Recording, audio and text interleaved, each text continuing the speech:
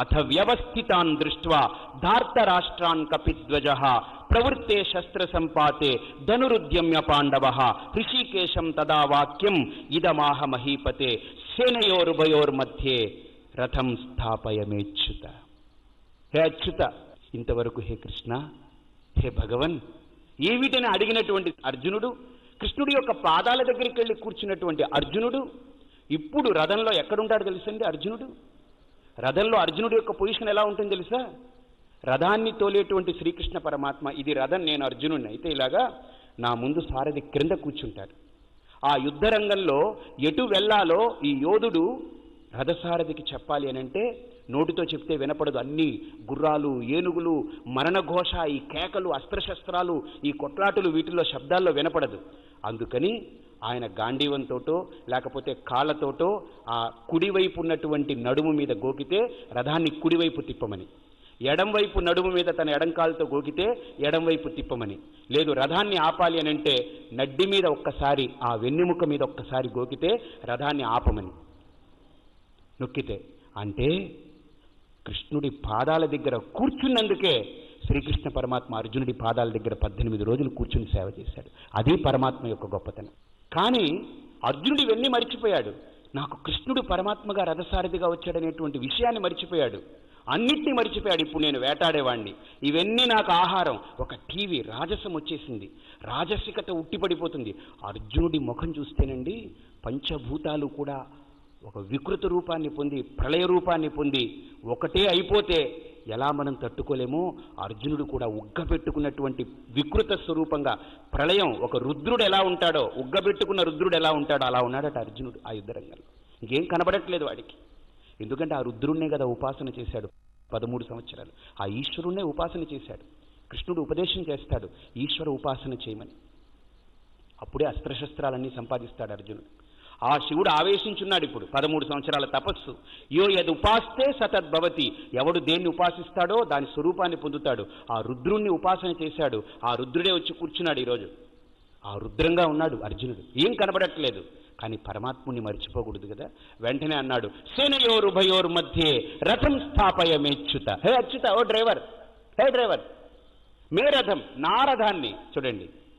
హే అచ్యుత అని అహంకారంతో మాట్లాడడం, నారథము మమకారము, ఒకే వాక్యంలో అహంకార మమకారాలు ప్రదర్శించాడు. హే డ్రైవర్ అని అహంకారంతో పిలవడం, నారథాన్ని తీసుకెళ్లి సేనయోరుభయోర్ మధ్యే రథం స్థాపయ, ఇరు సేనలకి మధ్య తీసుకెళ్లి నా రథాన్ని నిలబెట్టు.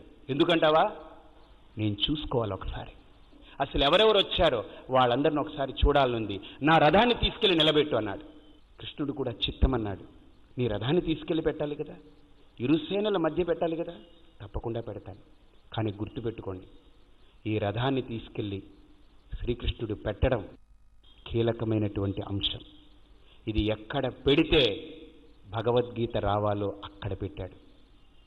ఎక్కడ పెడితే ఇంత అర్జునుడు కూడా, ఇంత రుద్రంగా ఉన్నటువంటి, ఇంత ఉగ్రంగా ఉన్న అర్జునుడు కుప్పకూలి పడిపోయాడో అక్కడికి తీసుకెళ్లి పెట్టాలి. ఇంత అర్జునుడు కూడా అహంకార మమకారాలతో బుసగొట్టే ఆదిశేషుల్లాగా ఉన్నటువంటి అర్జునుడు కూడా ఒక్కసారి అహంకార మమకారాలనే కోరలు తెగనరికి వాస్తవాన్ని తెలుసుకునేటువంటి స్థితికి రావాలి. అది రావాలంటే గీత సుగీత కర్తవ్య, ఆ గీత ఆవిర్భావం అవ్వాలి. ఆ గీత రావాలి అంటే దానికి అర్హత అర్జునుడిలో కలగాలి. ఇప్పుడు అర్హత లేదు. అహంకారం మమకారం అనే 2 తలుపులు మూసున్నాయి. ఆ మూసున్నంత వరకు లోపల ఏముందో తెలియదు వాడికి. కాబట్టి ఆ తలుపుల్ని తెరవాలి, ఆ తలుపుల్ని పగలగొట్టాలి. అది పగలగొట్టాలంటే ఇదే అవకాశం. ఎక్కడికి తీసుకెళ్లి రథం నిలబెడితే ఆ తలుపులు 2, అహంకారం మమకారం అనే 2 తలుపులు విరుగుతుందో, పగులుతుందో, వాస్తవాన్ని ఎప్పుడు అర్జునుడి దృష్టిలో తెచ్చుకుంటాడో, ఎప్పుడైతే అర్జునుడు సత్యాన్ని గుర్తిస్తాడో, ఆ సత్యాన్ని గుర్తింపజేసేటువంటి స్థానం ఆ యుద్ధరంగంలో ఒక్క దగ్గరుంది. కీలకమైన అంశం. ఆ స్థానానికి శ్రీకృష్ణ పరమాత్మ తీసుకువెళ్ళి పెడతాడు. యావదేతాన్ నిరీక్షేహం యోద్ధు కామానవస్థితాన్ కైర్మయా సహ యోద్ధవ్యం అస్మిన్ రణ సముద్యమే. ఎంత తారాస్థాయికి అర్జునుడి యొక్క అహంకారం ఎదిగిందో. ఒక్కసారి అర్జునుడు యుద్ధరంగంలోకి రాకముందు వరకు ఉన్నటువంటి అర్జునుడి యొక్క భావాలు, పరమాత్మ పట్ల అతనికి ఉన్నటువంటి ఆ భావన, నో డౌట్ ఇవన్నీ బాగానే ఉన్నాయి. కానీ యుద్ధక్షేత్రానికి అడుగు పెట్టిన అర్జునుడిలో ఆ భావాలన్నీ పక్కకు తప్పుకున్నాయి. అంటే ఏ భక్తి అయితే, ఏ శరణాగతి అయితే, ఏ అంకిత భావం అయితే అర్జునుడిలో కృష్ణుడి పట్ల ఉండిందో, ఏ దృష్టి కోణమైతే అర్జునుడికి కృష్ణుడి పట్ల ఉండిందో అది స్థిరం కాదు. అందుకనే భగవద్గీత అర్జునుడికి కనుక తరుణోపాయం ఇవ్వగలిగితే ఖచ్చితంగా మనందరికీ కూడా అది ఒక మందులా పనిచేస్తుంది, మనకు కూడా తరుణోపాయం ఇస్తుంది. అది ఇక్కడ మనకు అర్జునుడికి ఏం పెద్ద తేడా లేదని వేదవ్యాస మహర్షి అర్జునుడి యొక్క టిపికల్ క్యారెక్టర్ని మన ముందు ఇక్కడ ప్రజెంట్ చేస్తున్నారు. ఆయన అర్జునుడు ఎలా ఆలోచిస్తున్నాడో, అర్జునుడి యొక్క మనస్సు ఎంత చంచలంగా ఉందో, అర్జునుడు కూడా లౌకిక భావాలకి ఏ విధంగా మొగ్గు చూపుతున్నాడో, ఒకవైపు భగవంతుడని కృష్ణుణ్ణి నమ్ముతూ మరోవైపు పరమాత్ముణ్ణి పట్టించుకోకుండా హే అచ్యుత రథం స్థాపయమేచ్యుత, నా రథాన్ని తీసుకెళ్ళి అక్కడ నిలబెట్టు అని నా రథము అని మమకారాన్ని, హే అచ్యుత అని అహంకారాన్ని ప్రదర్శిస్తున్నాడు. ఇంతేకాదు, ఇంతటితో విడిచిపెట్టలేదు. యావదేతాన్ నిరీక్షేహం యోద్ధుకామానవస్థితాన్ కైర్మయా సహ యోద్ధవ్యం అస్మిన్ రణ సముద్యమే. ఎక్సలెంట్. అహంకారానికి ఇది ఒక మంచి బుడగలాంటిది. మన భావాలు ఎలా ఉంటాయో ఇంచుమించు అర్జునుడిలో కూడా అదే భావాలు ప్రతిబింబిస్తున్నాయి, పొడ చూపుతున్నాయి. ఇక్కడి నుంచి అర్జునుడికి మనకు పెద్ద తేడా ఉండదు. అందుకనే భగవద్గీత అర్జునుడి స్థాయికి మనల్ని కూడా చూపించి ఆ నివారణ ఉపాయాన్ని కూడా మనకు భగవద్గీత అందిస్తుంది. ఇక్కడ అర్జునుడి యొక్క భావాన్ని మీరు సరిగ్గా పరిశీలిస్తే, యావదేతా నిరీక్షేహం, కృష్ణ ఈ రణరంగంలో మోహరింపబడినటువంటి యుద్ధ సైన్యం ఏదైతే ఉందో నా కనుచూపు ఎంతవరకు వెళ్ళి చూడగలదో, యావదేతా నిరీక్షేహం, ఎంతవరకైతే నా కను దృష్టి వెళ్ళి వాళ్ళని చూడగలదో అంతవరకు చూడాలనుకుంటున్నాను. ఎందుకు అనుకుంటున్నావు? యోద్ధుకామానవస్థితాన్, యుద్ధం చేయాలనే కోరికతో తహతహలాడి ఇక్కడికి వచ్చున్నారో వాళ్ళందరినీ ఒక్కసారి, ఆఖరిగా ఒక్కసారి వాళ్ళని చూడాలనుకుంటున్నాను. ఎందుకంటే మళ్ళీ వాళ్ళని చూడడానికి వాళ్ళు మిగలరు. ఇంకా హే కృష్ణ, ఏదో నేనేదో 13 ఏళ్ళు దూరంగా ఉన్నానని చచ్చుపుచ్చి వాళ్ళతో అందరితో యుద్ధం చేస్తాననుకుంటున్నామేమో. నో, కైర్మయా సహ యోద్ధవ్యం అస్మిన్ రణ సముద్యమే. ఈ యుద్ధరంగానికి యుద్ధం చేయాలనే ఆరాటంతో వచ్చినటువంటి యోధాను యోధుల్లో ఎవడిని పికప్ చేసుకోవాలో అది నేను ఎంచుకుంటాను, ఎవరిని టార్గెట్ చేసి కొట్టాలో అది నేను ఎంచుకుంటాను అని అర్జునుడి యొక్క అహంకారం ఒక్కొక్క అడుగు ముందుకెళ్తుంది. అంతేకాదు, యోత్స్యమానానవేక్షేహం యయేతేత్ర సమాగతాః ధార్తరాష్ట్రస్య దుర్బుద్ధేః యుద్ధే ప్రియచికీర్షవః. ఇంకా చూడండి అతను ఎలా మాట్లాడుతున్నాడు. కృష్ణ, అంతేకాదు యోత్స్యమానానవేక్షేహం, ఈ యుద్ధం చేయడానికి వచ్చినటువంటి వీళ్ళందరినీ కూడా చూడాలనుకుంటున్నాను. వీళ్ళందరూ ఎవరనుకుంటారు? యయేతేత్ర సమాగతాః, వీళ్ళందరూ ఏ కారణం గురించి వచ్చారు తెలుసా? ధార్తరాష్ట్రస్య దుర్బుద్ధేః యుద్ధే ప్రియచికీర్షవః. ధార్తరాష్ట్రులైనటువంటి దుర్యోధనాదుల యొక్క మనస్సుని సంతృప్తి పరచడం కోసం, వాళ్ళు గెలిస్తే వీళ్ళకేదో ఒక రొట్టి ముక్క పడేస్తారేమో, ఆ రొట్టి ముక్కతో సంతృప్తి పడదామని ఈ యుద్ధంలో దుర్యోధనాదులకి బాసటగా నిలబడి నాతో యుద్ధం చేయాలనుకుని వచ్చినటువంటి యోధులు ఎవరైతే ఉన్నారో వాళ్ళని చూద్దాం అనుకుంటున్నాను. అంతేకాదు, ఇవన్నీ చెప్పిన తర్వాత అర్జునుడు ఇక్కడ మాట్లాడినటువంటి అర్జునుడు పూర్తి చేస్తాడు కృష్ణుడి దగ్గర.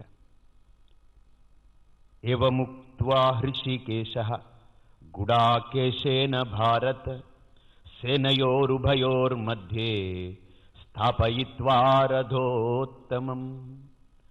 ఇప్పుడు సంజయుడు చెప్తున్నాడు అన్నమాట ధృతరాష్ట్రుడికి, ధృతరాష్ట్ర, ఇదిగో ఈ రకంగా ఈ భావనతో అర్జునుడు కృష్ణుడి దగ్గర చెప్పాడయ్యా. ఏవముక్త్వా హృషీకేశః గుడాకేశేన భారత. ఇక్కడ గుడాకేశ శబ్దాన్ని అర్జునుడికి వాడాడు ఆయన. గుడాకేశము అనంటే గుడాకానాం ఈశః గుడాకేశః అని. గుడాకములు అనంటే ఇంద్రియాలు అని అర్థం. బాగా ఆలోచించండి. ఈ అర్జునుడు 13 సంవత్సరాలు ఏం చేశాడు అనంటే ఇంద్రియాల్ని నిగ్రహించుకుని తపస్సాచరించి ఆ తపస్సుతో తన యొక్క శక్తిని పెంచుకున్నాడు. ఈ ఇంద్రియాలకి వాడు అధిపతి అయ్యాడు. ఇప్పుడు 13 సంవత్సరాలు ఈ యుద్ధం కోసం ఎదురు చూస్తూ కూర్చున్నాడు అర్జునుడు. ఈ 13 సంవత్సరాలు తపస్సు చేశాడు అర్జునుడు. అందుకని అర్జునుడికి గుడాకేశుడు అని పేరు వచ్చింది. అటువంటి గుడాకేశుడు ఏంటంటే, ఇంకా గుడాకహ అంటే సంస్కృతంలో ఇంకో అర్థం ఉంది, శివుడు అని అర్థం. ఆ శివుడి మీద ఇతను తపస్సు చేశాడు పూర్తిగా ఈ 13 సంవత్సరాలు కూడా. అంతేకాకుండా గుడాకము అని అంటే నిద్ర అని అర్థం. ఆ నిద్రను జయించాడు అర్జునుడు ఈ 13 సంవత్సరాలు. కాబట్టి రామాయణంలో మనం చూస్తే లక్ష్మణుడు ఇంద్రియ నిగ్రహణంతో వనవాసం చేసి రాముడికి అండగా నిలబడ్డాడు. భారతంలో అర్జునుడు కూడా అదే పాత్ర పోషించాడు ఇక్కడ కూడా. కాబట్టి ఇక్కడ అర్జునుడిని గుడాకేశుడు అని సంబోధిస్తూ సంజయుడు ఇక్కడ ధృతరాష్ట్రుడితో చెప్తూ, ఏవముక్త్వా హృషీకేశః గుడాకేశేన భారత సేనయోరుభయోర్మధ్యే స్థాపయిత్వా రథోత్తమం. ఎంత గొప్పగా వాడాడు చూడండి. అర్జునుడు అన్నాడట, కృష్ణ ఉత్తమమైన ప్లేసులో పట్టుకెళ్ళి నా రథాన్ని నిలబెట్టు. ఎక్కడ నేను నిలబడి చూస్తే నేను ఎవణ్ణి వేటాడి చంపాలో, ఈ 13 సంవత్సరాల తపస్సుతో సాధించుకున్నటువంటి అస్త్రశస్త్రాలన్నీ ఎవడి మీద ప్రయోగించి అర్జునుడి యొక్క స్థితిని చాటి చెప్పాలో ఈ లోకానికి, అంత గొప్ప ప్లేస్కి తీసుకెళ్ళి నిలబెట్టు అని అడిగాడండి. అంటే ధృతరాష్ట్రుడు అలా అడిగాడా? అలా అడిగి ఏం చేశాడు అంటే శ్రీకృష్ణ పరమాత్మ రథాన్ని తీసుకెళ్తున్నాడండి. అయితే ఇక్కడ బాగా ఆలోచించండి. ఈ రథాన్ని స్థాపించేటువంటి శ్రీకృష్ణ పరమాత్మ ఒకవేళ పరమాత్ముడు కనుక మనకు పోయింది ఏముందిలే రథాన్ని తీసుకెళ్ళి నిలబెట్టమన్నాడు అని చెప్పి ఆ రథాన్ని కనుక తీసుకొచ్చి దుర్యోధనుడు దుశ్శాసనుడు వాళ్ళ యొక్క వ్యూహం దగ్గర నిలబెట్టుంటే వెంటనే అర్జునుడికి లోపల కసి పెరిగేది. చి